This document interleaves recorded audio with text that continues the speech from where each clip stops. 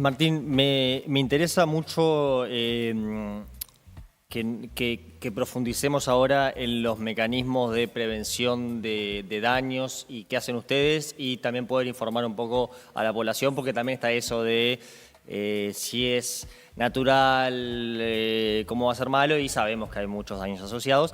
Pero me gustaría, de todos modos, previamente esclarecer bien dentro del universo total de consumidores de cannabis en Uruguay. Sabemos que hay un tercio que está en el mercado gris, ¿no? Aproximadamente, creo que es un 28%, que esto quiere decir que consumen cannabis producido legalmente, pero lo adquieren por vías no estipuladas por la ley. El resto de los consumidores, ¿cómo es que lo adquieren? Vos tenés ahí, básicamente, por cómo está categorizado esto, tres lo que es, para usar la tipología de colores, ¿no? Lo que es blanco puro, digamos, que es efectivamente las personas que están registradas por alguna de las vías y acceden y utilizan ese cannabis. Después tenés en el extremo opuesto lo que en el informe se llama el narcotráfico tradicional o narcotráfico cogollo, que es producción y comercialización estrictamente ilegal. Que eso es un 8%, ¿no? Un número bajo. Lo que se define como narcotráfico tradicional, que para ustedes son muy jóvenes, pero cuando yo era chico, existía una cosa que se llamaba prensado paraguayo. Entonces, yo crecí yendo a La Boca a comprar palancas de prensado de 20 pesos. De hecho, yo cuando empecé a fumar porro, porque yo cuando era adolescente fumaba porro, no sabía lo que era un cogollo. Me enteré después de lo que era un cogollo y para mí era una mitología que existía el cogollo. Y cuando probé por primera vez cogollo dije, esto es otra droga. que sí, claramente. Entonces, en eso es bien interesante, ese es un dato que es bien fuerte, porque se ve muy claro cómo desde un inicio previo a la regulación, en donde la gran mayoría del consumo de cannabis se expresaba por el consumo de ese tipo de producto, nuestro famoso prensado paraguayo, con contaminantes, ¿no? Manipulado y obviamente de producción 100% ilegal y por lo tanto sin ningún control de calidad, pasamos a un esquema en donde eso es la pendiente de caída del consumo lo lleva casi a la inexistencia. Hoy por hoy hay algo más de 6%, ahí va, 6% era que el se número, explica por el consumo de prensado paraguayo. Está desapareciendo, sustituido por la flor en estado natural sin adulterar, de diferentes orígenes.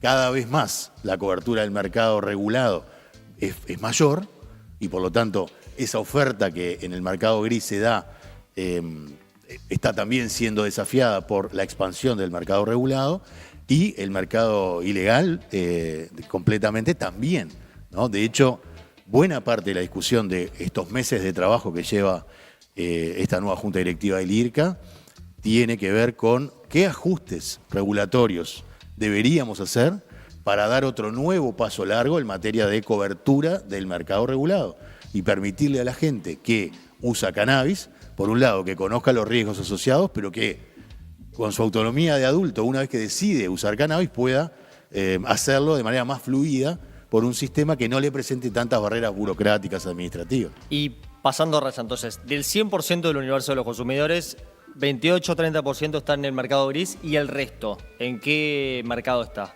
Tenés un porcentaje más o menos dividido en tercios, digamos, ¿no? Siempre en base a estimaciones y en base a lo que los usuarios también declaran, con la particularidad de que si mirás por el lado de las personas y las personas que tienen derecho a acceder por una vía formal, ese número supera el 50%. O sea, hay todavía un gap entre el derecho administrativo, digamos, ¿no? Lo que la persona por la vía del registro tiene derecho, porque si hablamos de 220.000 personas y hay 120.000 personas registradas entre las tres vías, estamos hablando de que el 50% más o menos la mitad bien. Tiene la posibilidad de acceder a través de una vía del mercado regulado. Lo que no quiere decir en exclusiva, porque el mercado ilegal está ahí. Y hay un elemento que no es menor y hay que considerar, y es que el 100% de los extranjeros accede a cannabis de manera irregular. Gris o narcotráfico. Directamente ilegal. Bueno, se mencionaba en el informe como la posibilidad de más adelante que los extranjeros pudieran acceder al cannabis a través de las farmacias, pero los clubes también están como con esa demanda de que les gustaría poder venderles a extranjeros. ¿Es algo que tienen en consideración? ¿Que les parecería interesante? Nosotros, una de las cosas de los grandes cambios que correspondería hacer, es permitirle a los extranjeros que cuando visitan el país, por la razón que sea, aquellos que no tienen una residencia, ¿no? Sí. Y enfatizo esto, por la razón que sea, cuando vienen a estudiar, a trabajar, a visitar a un familiar o de vacaciones, es una categoría mucho más amplia que lo que de manera reduccionista a veces se dice el turismo asociado al posible consumo de Estaría cannabis. buenísimo tener turismo canábico. Pero A la gente le da cosas.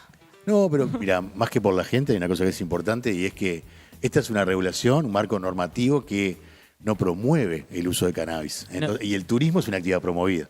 Entonces, asociar... Claro, pero es como, ¿sabes? Es como que vos, no sé, tengas hijos y coman caramelos y invites a un nene a casa y le digan, tipo, tu mamá no me deja que comas caramelos, pero mirá cómo comen ellos. Es violento. O sea, acá en mi casa se puede, yo qué sé.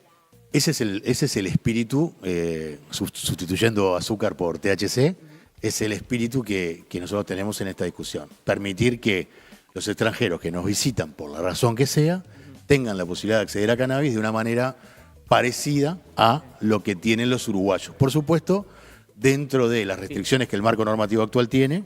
Igual, las restricciones del marco normativo, acá en el chat están diciendo, bueno, ¿cuándo van a sacar la lista? Que sí, creo que es como la pregunta. El registro. Hay como una excepcionalidad canábica en un montón de cosas, porque no tenemos un IRCA del alcohol, que perfectamente podríamos tener, tenemos que registrarnos para esto, después también, por ejemplo...